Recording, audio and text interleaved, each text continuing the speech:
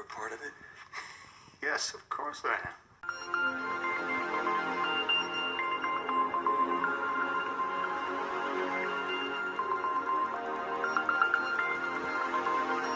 So a trafficker, a pimp, and a John are three different things. When you are one of the girls or one of the guys, you have a kind of a ranking, and being bottom bitch means being top.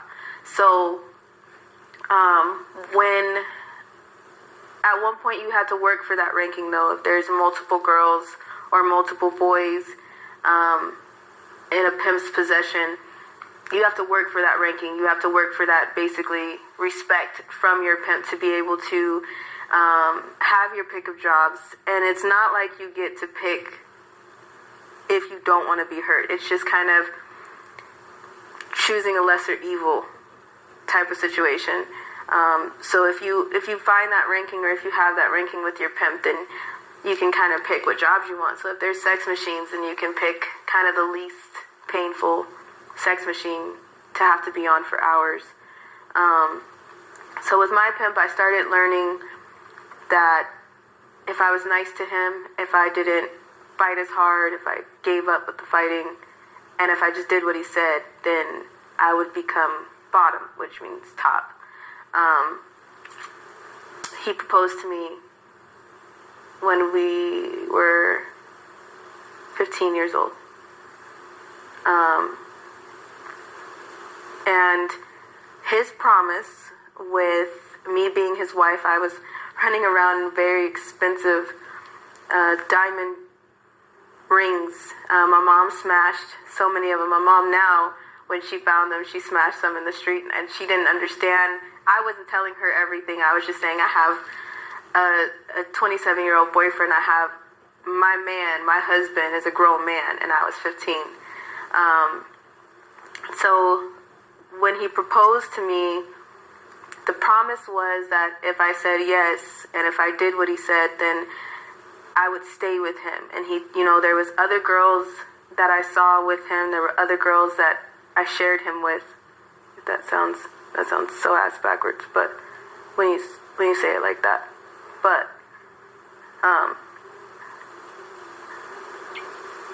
that was backwards to say, but it is what it is.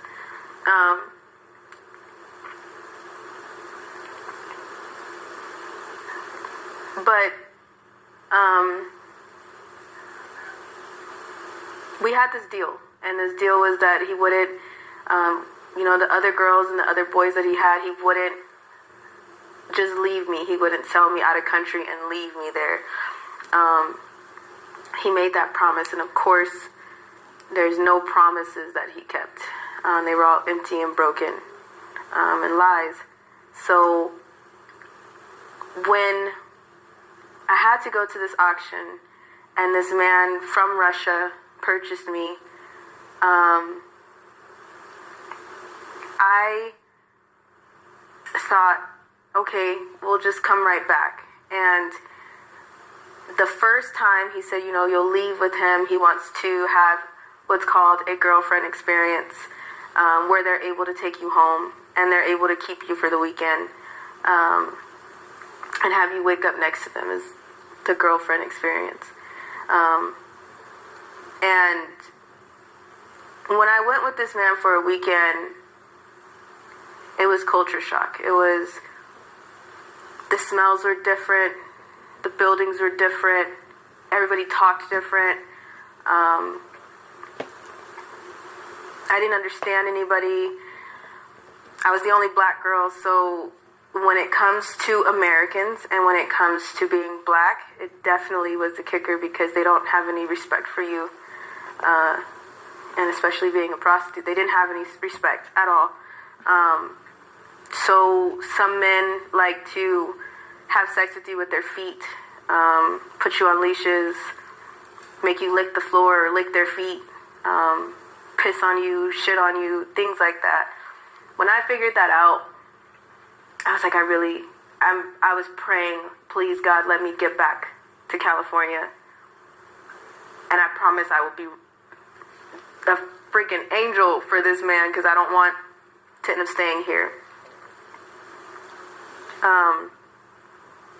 When we came back, my pimp told me I was going back out there before a week.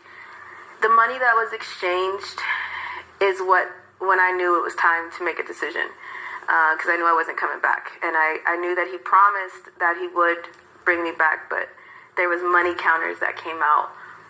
There was a huge meeting that he had to have. There was paperwork. And that's when I realized I have to do something, because they're going to kill me. And in the worst way. And he told me, you're just going to leave for a week. And I'm like, there's no way. So I got out of school. I was told to go to the park in Fontana and sit on the swings.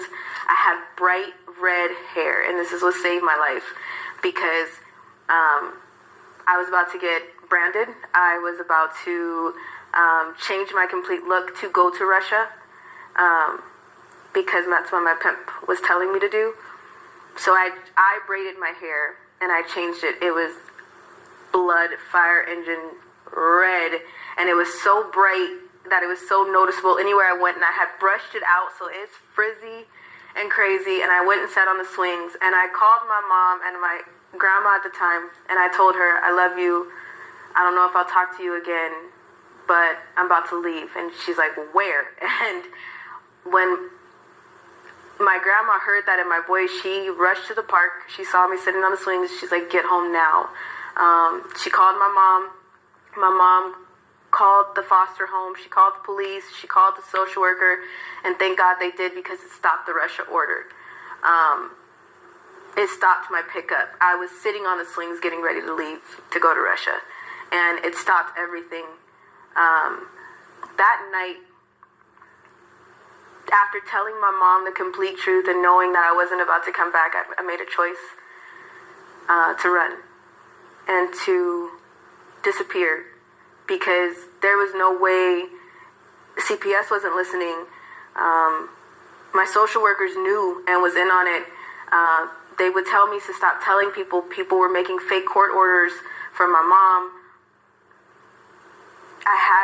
That was the time where I was like, it's either life or death right here. And the next time that I have to try to make this decision, I'm probably going to be somewhere where I can't get out. So I ran. I disappeared from Child Protective Services government custody for a year straight. By less than a few weeks, because of my last name and because of the elite ties that I have, they took me out of the missing child's network system, and removed me from any Amber Alerts or any type of system to tell anybody that I was missing. But CPS still collected money for me. There were fake FBI that were sent out to torment my mom, to mess with people that I knew of that my pimp seen me with, because he made it. There were fake FBI that came out to torment my mom because my pimp made it in a way that he knew who I was hanging around. He knew what I was doing at school. He knew all those things. But I had to be safe, and I can't say exactly how I disappeared. It would incriminate a few really, really, really good people, because they had to do what they had to do to make sure that I'm still sitting here right now. If I didn't leave that park that day, I'd probably still be stuck in somebody's tunnel or dead. So that was Russia.